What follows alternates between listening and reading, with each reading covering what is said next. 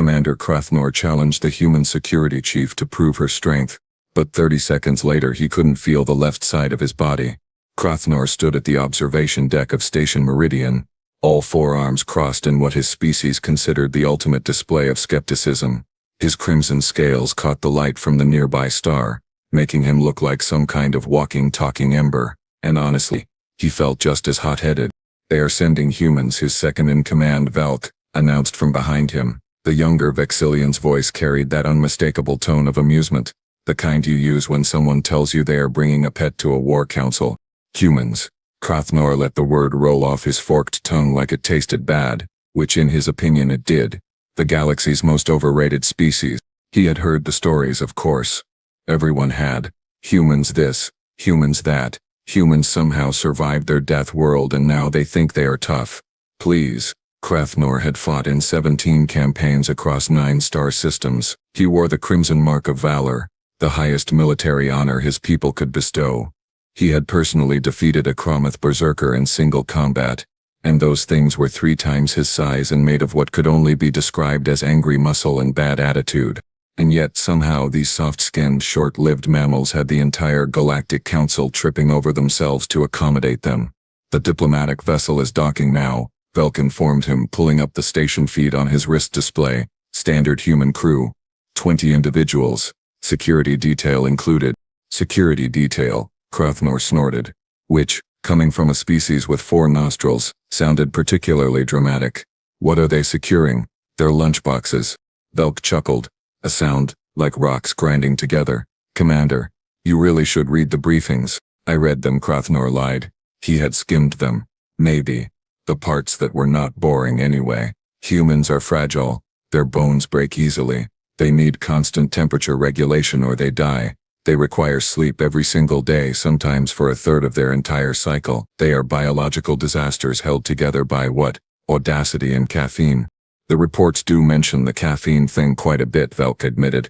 Krathnor turned from the viewport, his tail swishing behind him in agitation. Among his people, the Vexillians, strength was everything. Not just physical strength, though that mattered plenty, but strength of will, strength of honor, strength of purpose. Warriors were the backbone of their society, the ones who made the hard decisions, who protected the weak, who faced down the darkness between stars without flinching. Humans, from everything he had read, glossed over and heard secondhand, were none of those things. They were newcomers to the galactic stage, arriving only 70 years ago with their primitive fusion drives and their embarrassingly young civilization. They had no warrior caste, no formal combat training from birth, no centuries-old martial traditions. They had what?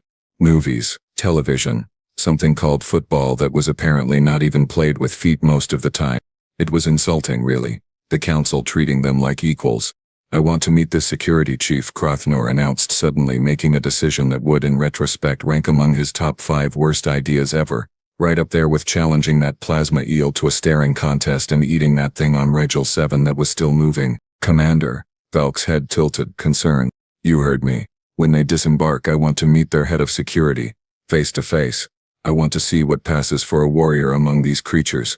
Valk hesitated, his claws tapping against his datapad in that nervous way he had. "Sir, the diplomatic protocols specifically request that we maintain professional courtesy and avoid any, and I am quoting here, dominance displays or physical posturing." "I am not posturing," Krathnor said, posturing aggressively. "I am simply curious about our guests." "Is curiosity against protocol now? When you get curious, things tend to catch fire. That was one time, and that ambassador had it coming." The docking clamps engaged with a heavy thud that resonated through the station's superstructure. Krathnor felt it in his bones, that satisfying metallic sound of connection. The human vessel, he had to admit, was not bad-looking. Sleek design, efficient lines, none of the overcomplicated nonsense that some species slapped onto their ships. But looking good and being good were 2 very different things. "They are opening the airlock," Velk reported. Krathnor straightened to his full height, which was impressive by anyone's standards. 2.5 meters of scaled muscle, combat training and poorly concealed arrogance. He flexed all 4 arms in sequence, a warm-up routine that had intimidated countless opponents. "Let us go welcome our guests," he said, his voice dripping with the kind of sarcasm that probably should have been a warning sign to everyone involved. It was not. The human security chief was not what Crathnor expected, which, given that he had spent the walk to the docking bay imagining some trembling oversized child in an ill-fitting uniform, was probably for the best. Jen Park stood about 1.7 meters tall, which by human standards was apparently average, and by Vexillian standards was adorably tiny. She had dark hair pulled back in a simple ponytail, and she wore the standard blue and gray uniform of Earth's diplomatic security service. No visible weapons unless you counted the datapad magnetically attached to her belt. She looked, and Crathnor could not stress this enough, completely and utterly unbothered by everything around her. Commander Crathnor, the human ambassador was saying, a tall male named Richard Chen, who had the kind of smile that made you want to count your fingers after shaking hands. Thank you for hosting us on Station Meridian. This is Officer Jen Park, head of our security detail. Jen nodded once. Just once, like she was acknowledging a weather report, not meeting one of the most decorated warriors in this sector. Crathnor felt his scales ripple with annoyance. Officer Park, he said, intentionally using the title like it was something he found on the bottom of his boot. I trust your journey was not too taxing for your, delicate constitution. Nope, Jen said. Pop the pay at the end, like she was talking about lunch options. It was fine. Fine. Crathnor repeated the word like he was tasting it. Still bad. How nice. You know, Officer Park, on my world security chiefs are warriors. True warriors. Tested in combat from the age of 5 cycles. We earn our positions through strength, skill and blood. Cool, Jen said, which was apparently human for, I am listening but do not actually care even a little bit. The ambassador coughed. Commander, perhaps we could proceed to the conference room and— I am curious, Crathnor interrupted, taking a step closer to Jen. She did not step back. Points for that, he supposed. Stupid points. But points. How does one become a security chief among humans? Is there a test, or do you simply volunteer and hope nobody notices? Velk made a small distressed sound behind him, the kind of sound that translated roughly to please stop talking. Oh ancestors, please stop. Jen looked up at Crathnor with eyes that were dark brown and carried about as much concern as a rock. There is a test actually. Physical fitness, combat training, tactical assessment, psychological evaluation. Pretty standard stuff. Combat training, Crathnor laughed, and it was not a nice laugh. It was the laugh of someone about to make a terrible decision and absolutely commit to it. Officer Park, I have trained in 17 different martial disciplines. I have fought beings twice my size and 3 times my ferocity. I have quite literally crushed enemies beneath my feet. Neat, Jen said.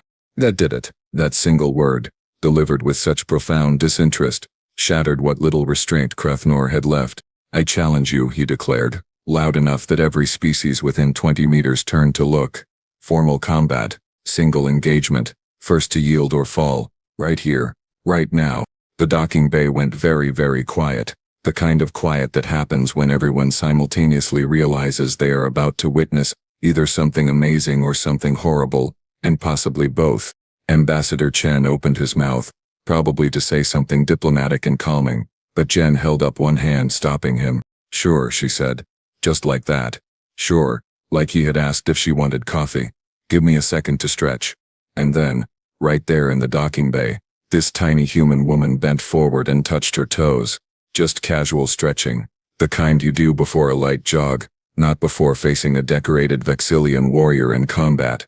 This is going to be over in seconds, someone in the growing crowd muttered. It was a Thexian merchant, 3-eyed and eager for gossip. Poor human does not know what she got herself into, added a Frillian trader, her tentacles quivering with anticipation. Valk moved closer to Crathnor. Commander, this is a mistake. Nonsense, Crathnor said, already moving toward the station's designated combat arena, a reinforced space used for settling disputes the old-fashioned way, because apparently, that was a universal constant. Every space station in the galaxy had that one room where people could legally beat each other up. This will be educational for everyone involved. The crowd followed, growing with each intersection they passed. Word spread fast on the space station. Within minutes it seemed like half the station's population had found reasons to suddenly be very interested in the arena level. The arena itself was a circular space, 15 meters in diameter, with impact-absorbing floors and energy barriers to protect the spectators. The lights automatically brightened as they entered, sensors detecting imminent violence the way smoke detectors sense fire. Crathnor stepped into the center, cracked all 4 sets of knuckles in sequence and felt that familiar pre-combat focus settle over him like a second skin. This was what he was built for. This was what 70 years of training had prepared him for. Jen stepped in across from him, rolled her shoulders once, twice, and then just stood there, waiting, relaxed, like she was in line at a grocery store, not facing down a warrior who outweighed her by at least 80 kilograms.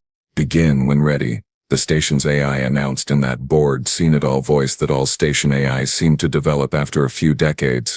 Crathnor smiled, showing all his teeth. "Any last words, Officer Park?" Jen tilted her head slightly.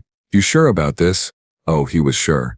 He was absolutely, completely, catastrophically sure. Crathnor launched himself forward with the kind of speed that had earned him 3 medals and a reputation for ending fights before they started. His primary right arm swung in a devastating arc, aimed at where Jen's center mass had been approximately half a second ago. Emphasis on had been. The human was not there anymore. She had simply, and this was the part that started to bother him immediately, stepped to the side. Not dramatically, not with some fancy flourish or combat roll. She just moved, like someone avoiding a puddle on the sidewalk.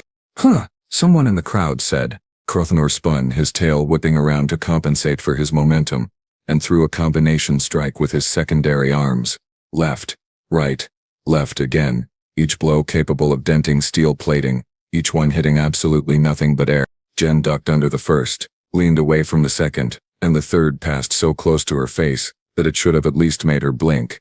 It did not. She just watched it go by, like watching a bus pass. "Okay," Crathnor said, breathing slightly heavier than he wanted to admit. "You are quick. Good. This will not be completely boring." Jen did not respond. She just maintained that same relaxed stance, weight slightly forward, hands loose at her sides, waiting. Fine. If speed was not working, strength would. Crathnor was a warrior of the Vaxilian Empire. He had crushed rock with his bare hands. He had torn durasteel doors from their hinges. He had once, and he was still proud of this, punched a malfunctioning combat drone so hard it had achieved a new orbit. He charged again, all 4 arms extended, intending to grapple and simply overpower her. This was basic tactics. Bigger fighter closes distance, uses mass advantage, ends the fight. Simple, effective, foolproof. Jen stepped into his charge. That was his first clue that something was deeply, fundamentally wrong with this situation. She did not step back or dodge to the side. She stepped forward, inside his reach, and suddenly Crathnor felt something hook behind his leading leg while something else pushed against his chest. Not hard, not with any dramatic force, just a push. Physics did the rest. His world rotated 90 degrees in a way it absolutely should not have. The impact-absorbing floor rushed up to meet his back with a solid thud that knocked the wind from his lungs and the confidence from his ego. He lay there staring at the ceiling, trying to process what had just happened. His brain offered several suggestions: sneak attack, trick floor, station malfunction, divine intervention. None of them made sense, because he had seen exactly what happened. He just could not accept it. Jen appeared in his field of vision, looking down at him with an expression of mild concern. The kind of concern you might have for someone who tripped on a rug. "Should I call someone?" she asked. The crowd had gone absolutely silent, the kind of silence usually reserved for funerals or moments of profound shock. Someone dropped something metal. It rang out like a bell in a cathedral. Crathnor's pride, which was substantial and had its own gravitational field, reasserted itself. "I slipped," he announced, rolling to his feet with as much dignity as he could salvage, which was not much, but he was trying. "The floor is slippery." "Uh-huh," Jen said. That universal sound of polite disbelief. "Again," Crathnor demanded. "This time I will be ready." Jen shrugged. "Your funeral." He came at her with everything. Every technique, every dirty trick, every combat skill he had accumulated over 70 years of dedicated training. He feinted with his upper arms and struck with his lower ones. He used his tail like a fifth limb, sweeping at her legs. He varied his rhythm, changed his angles, attempted grapples and strikes in combinations that should have overwhelmed any opponent. Jen Park, all 1.7 meters of her, moved through his attacks like water. No, not like water. Water was passive. She was selective. She moved exactly as much as she needed to, not a centimeter more. Every dodge was minimal. Every deflection was precise. She was not fighting him so much as she was declining his invitations to hit her. And then, when he overextended on a particularly aggressive lunge, she did something that would haunt his nightmares for weeks. She poked him. Just extended one finger and poked him in the shoulder. Right on a pressure point he did not even know he had. His entire left side went numb. Both left arms dropped like someone had cut the strings. His leg buckled.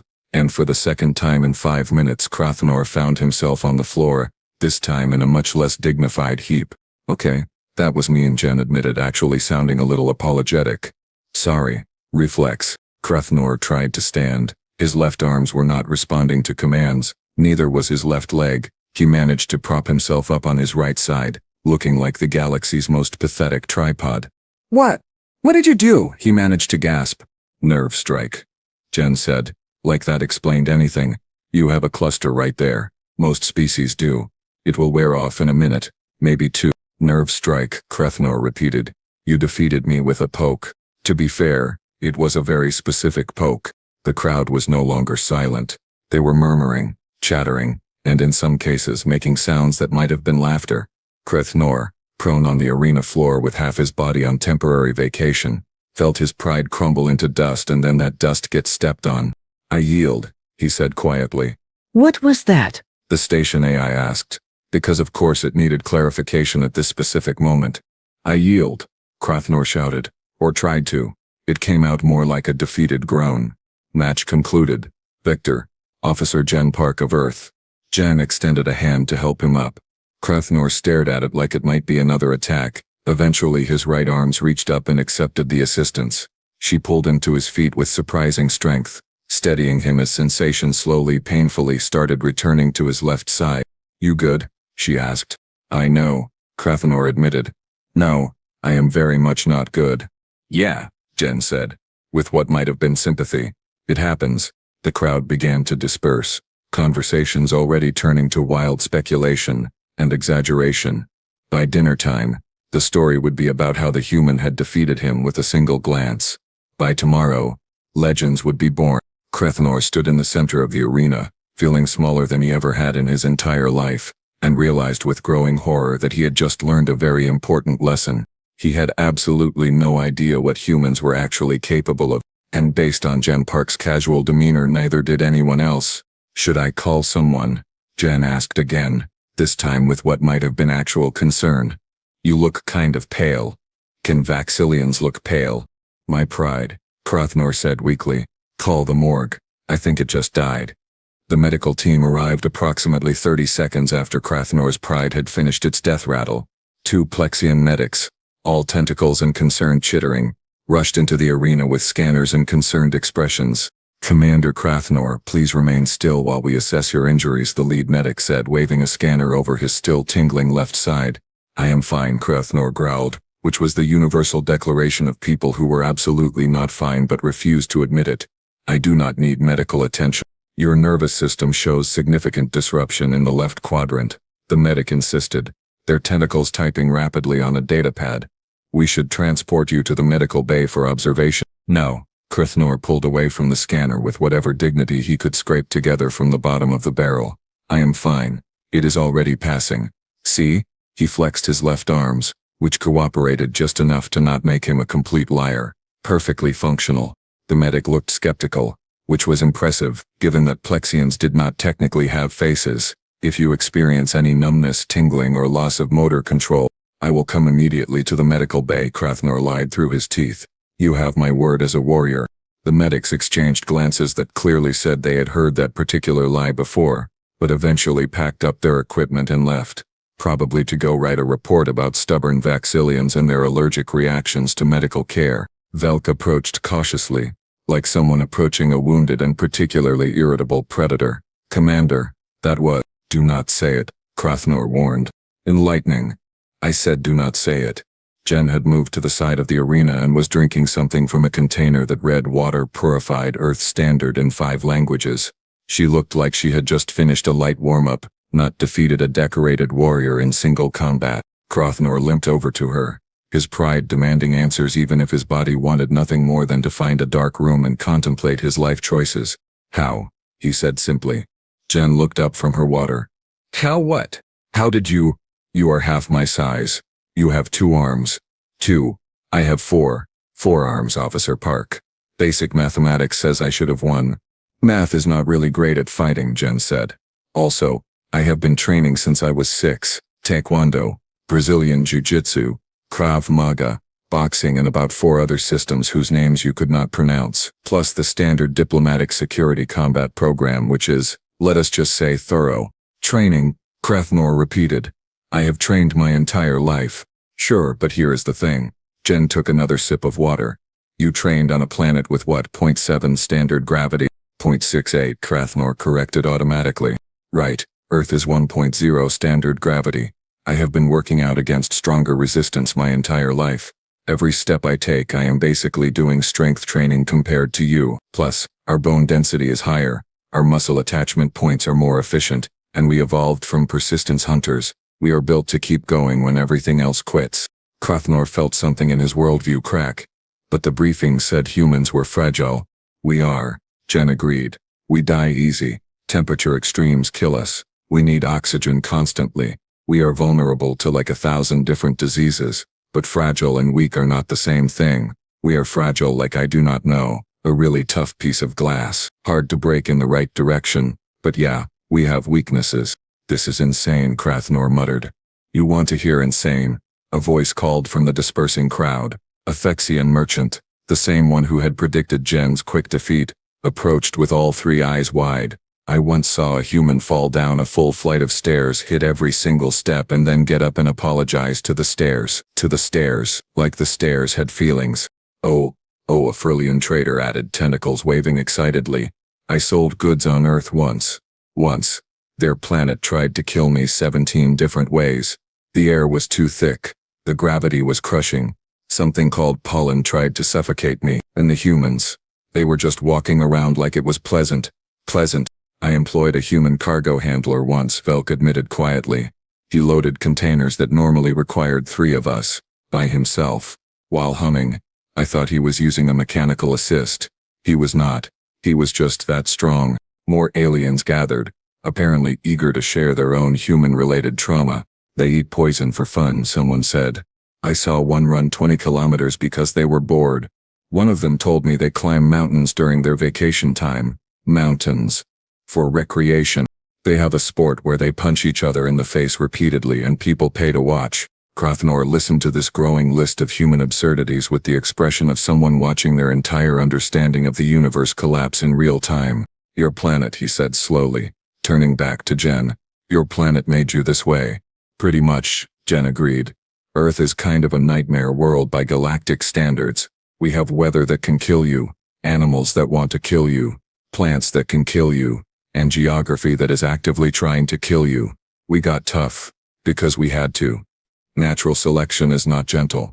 And you just live there, happily. Well, we complain about it a lot, Jen admitted. But yeah, it is home. Krathnor sat down, right there on the arena floor, all 4 arms hanging limply. I need to turk everything. Take your time, Jen said, not unkindly. It is a lot to process. Most species go through this eventually. You are actually taking it pretty well. Last guy challenged me to a rematch immediately. Lost again and then tried to challenge me to a 3rd match while still unconscious. It was awkward. There was a guy before me. Commander, there is always a guy before you. Somewhere in the back of Krathnor's mind his pride tried to rally one last time, suggesting that maybe, possibly, this was all a fluke and he could win a rematch. The rest of his brain, the parts that had just experienced being poked into submission, told his pride to sit down and be quiet. For once his pride listened. 3 days later, Krathnor found himself doing something he never thought he would do. He was hiding, not from an enemy, not from danger, but from his own embarrassment, which had proven far more persistent than any physical opponent. The station's gymnasium was on level 7, a facility designed to accommodate multiple species and their various fitness requirements. Krathnor had been walking past, minding his own business and definitely not brooding, when he heard something that made him stop. Laughter. Human laughter. His curiosity, which had already gotten him into enough trouble for one lifetime, dragged him to the observation window. What he saw made him question reality all over again. There were 5 humans in the gym. Jen was there, along with 4 members of her security team. They were doing something the display screen labeled as circuit training, which sounded innocent enough until you watched what it actually involved. One human, a broad-shouldered male named Torres, according to his uniform, was lifting weights that Krathmor recognized as the heavy-grade equipment, the kind designed for Chromath and other high-density species.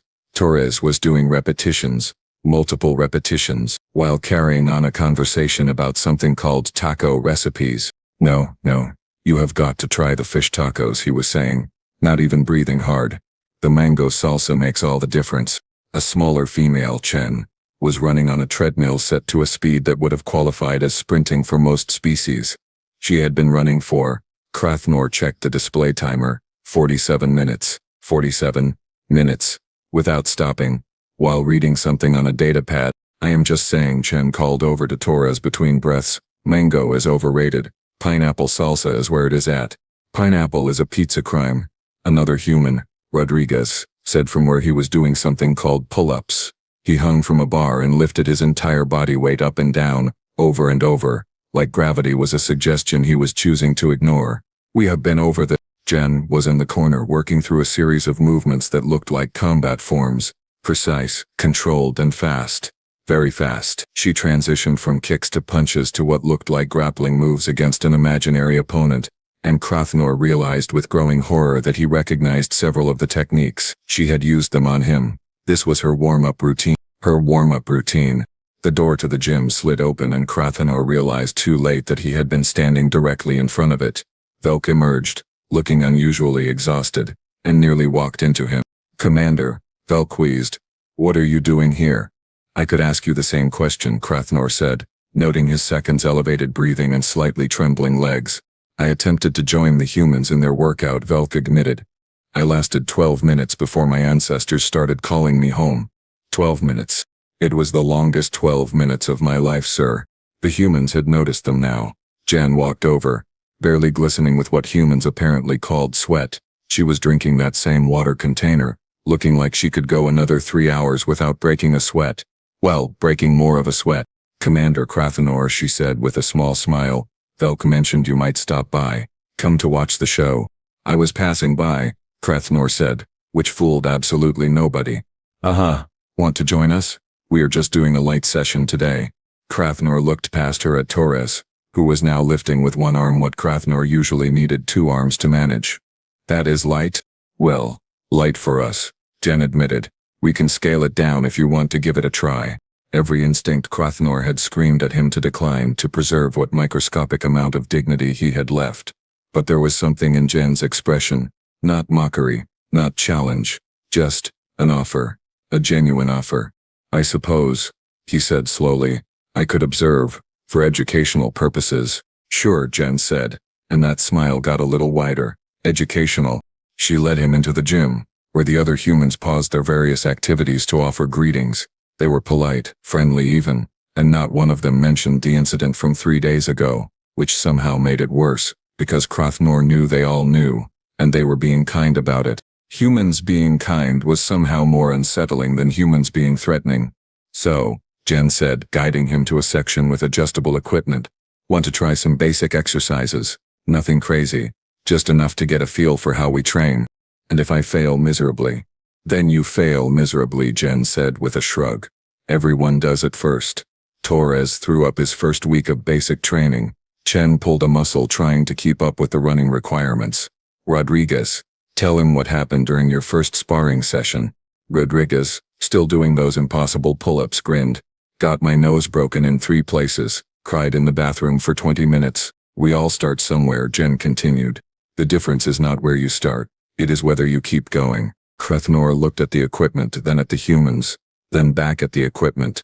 His pride, battered but apparently not dead, whispered that maybe, just maybe, this was an opportunity, not to prove he was better, because that ship had sailed, crashed and sunk to the bottom of the metaphorical ocean, but to understand, to learn, to maybe stop being the idiot who thought he knew everything. "All right," he said. "Show me." Jen's smile turned into a full grin. "Fair warning, this is going to suck. I assumed as much. Want to make it interesting? If you can complete the light circuit, I will give you that rematch you have been thinking about. Friendly sparring. No stakes. Just practice." Krathnor's 4 eyes widened slightly. How did you know I was thinking about a rematch? Commander, Jen said, patting his shoulder with one hand. Everyone thinks about a rematch. It is human nature. She paused. Well, probably everyone nature. Pride is pretty universal. A rematch, Krothnor repeated, testing the word. Not as an enemy. As a what? Training partner? If you can hang with us for one session, Jen confirmed. Deal? Krothnor extended his primary right arm. Jen shook it, her grip firm and confident. Deal, he said, and meant it. 2 hours later, Krothnor was fairly certain he was dying, but in a good way, possibly. Week 3 of training with the humans. And Krothnor had discovered muscles he did not know existed, mostly because they were all screaming at him simultaneously. Keep your center lower, Jen instructed, circling him on the training mat. You are still fighting like you are in low gravity. Plant your feet. Use Earth's gravity as an anchor, not an obstacle. Krothnor adjusted his stance, all 4 arms positioned in a defensive configuration that Jen had spent the last week drilling into him. They were sparring now. Controlled contact.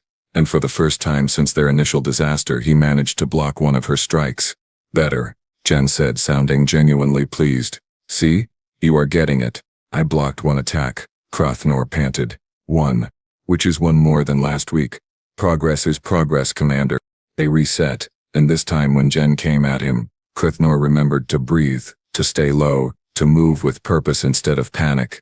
He did not win, but he did not get immediately destroyed either, which by his current standards qualified as a victory. Afterwards they sat against the gym wall, both breathing heavily.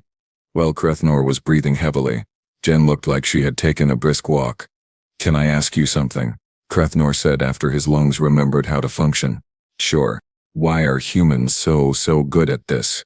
At fighting, at surviving, at enduring. Your people have only been in space for 70 years. Most species take centuries to develop warrior traditions.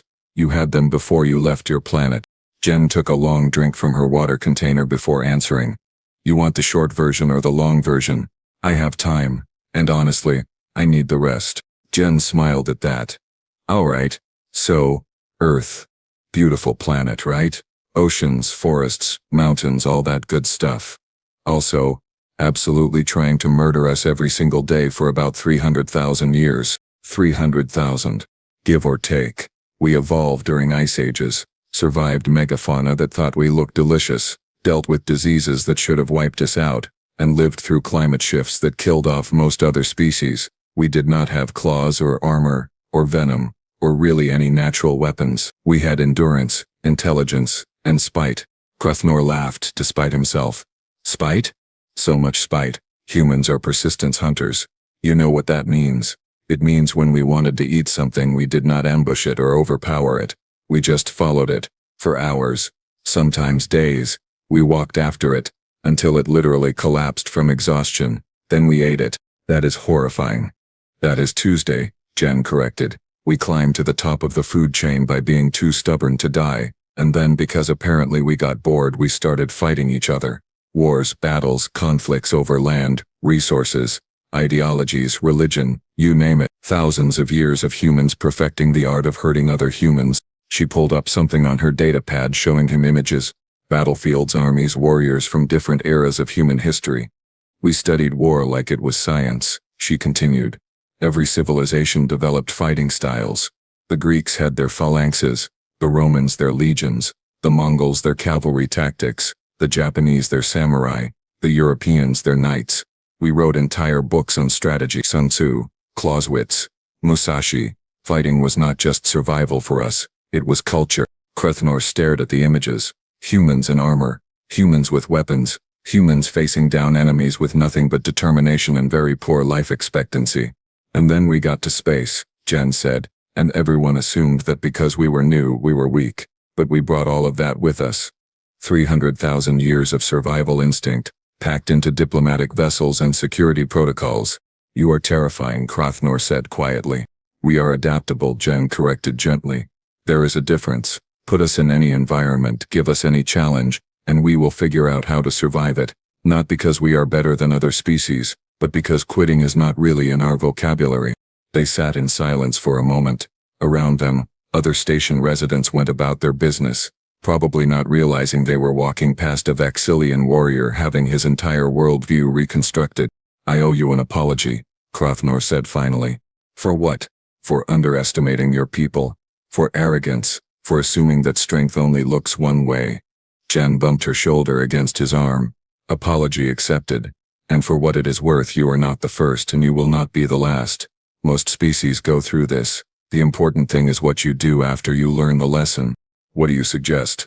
"Stop measuring strength by size or tradition. Start measuring it by results. Your people are warriors. So are mine. Different methods. Same goal. Maybe there is something we can learn from each other." Krothnor considered this. His people, the proud Vaxilians with their centuries of martial tradition, learning from humans who had been in space for barely a lifetime. A month ago, the idea would have been insulting. Now, it seemed like the smartest thing anyone had suggested in years. "I would like that," he said. "Good." Jen stood, offering him a hand up. "Because tomorrow we are doing the full circuit. No modifications. I am going to die. Probably. But you will die learning." 6 weeks later, Krothnor stood at the same observation deck where this entire humbling experience had begun. Velk approached, looking concerned. "Commander, Ambassador Chen is asking about the joint training program you proposed. The council wants details." "Tell them it is approved," Krothnor said, watching a human shuttle dock with the same casual precision he had come to associate with their species. "Vaxilian warriors will train with human security forces. Cultural exchange, mutual improvement, all that diplomatic language they love." "Sir, some of the other commanders are skeptical." "Let them be skeptical." Krothnor turned to his second, and there was something different in his expression now. Not arrogance. Confidence. The kind that came from genuine understanding. "Tell them I said this. Humans are not our enemies. They are not our inferiors. They are survivors from a death world who clawed their way to the stars through pure determination. And if we are smart, we will learn from them before someone else does." "That is quite the endorsement, sir." "It is earned," Krothnor said. He flexed all four arms, feeling the new strength there, the techniques he had learned, the perspective he had gained. "Besides, Velk, someone needs to warn the rest of the galaxy." "Warn them about what?" Krothnor smiled, and it was genuine. "That if you challenge a human to single combat, you should definitely collie someone afterwards, because you are going to need medical attention, an ego repair, and possibly a complete reevaluation of your life choices." "Speaking from experience, Commander." "Extensive, painful, humbling experience," Krothnor confirmed. "The best kind." Below them, the human delegation began to disembark. Krothnor spotted Jen among them, already scanning the area with that casual vigilance that he now recognized as constant situational awareness. She looked up, saw him watching, and offered a smile.